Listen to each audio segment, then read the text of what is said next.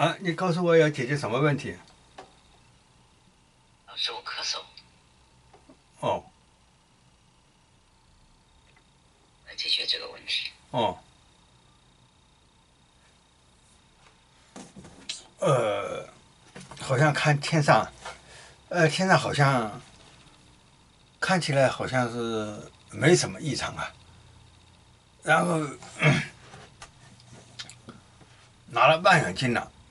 拿了望远镜往云层里边看了，哇，好像好多东西在那边，呃，好像云层里边很远很远很远的地方有东西啊，哎，感觉云层里边有东西啊，哦，像是用望远镜看的是个云层里边有东西啊哦，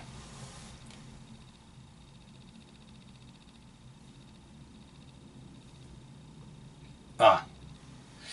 看到云层里边有东西啊，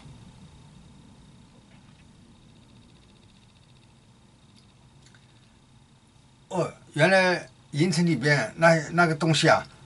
发出那个发出一种震动啊，这种震动呢，平时比较少见的啊，是同那种频率的，比较少见那种频率啊。现在看过去的是个找到了源头了，在那边哦，原来就是那个智能飞行物发出一种震动来，发出一种震动来，就发生一种震动来，发生一种共振了，共振的时候就是同那个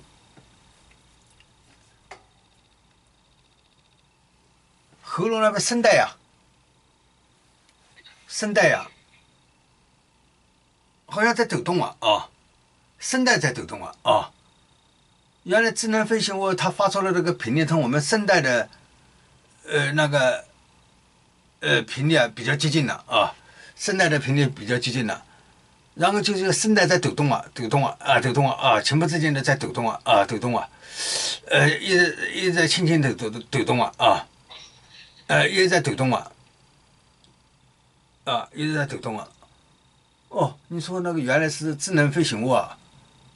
发出的那个振动频率同我的声带发生了共振呢。原来是智能飞行物发出的振动频率与我的声带产生了共振。它发生了共振了发生了共振了你说你就现在就把前面简化的，就是发生了共振了。就是发生了共振了。就是发生了共振了。对，是吧？发生共振以后好像智能飞行物智能的意识到了，它就把频率拉开了就频率错开了频率一错开以后，你那个声带就不再振动了不再无缘无故振动了不再无缘无故振动了，不再无缘无故振动了以后，那个咳嗽就消失掉了它智能的就是错开了，把那个频率把那个频率错开了好，好，那就这样是嗯。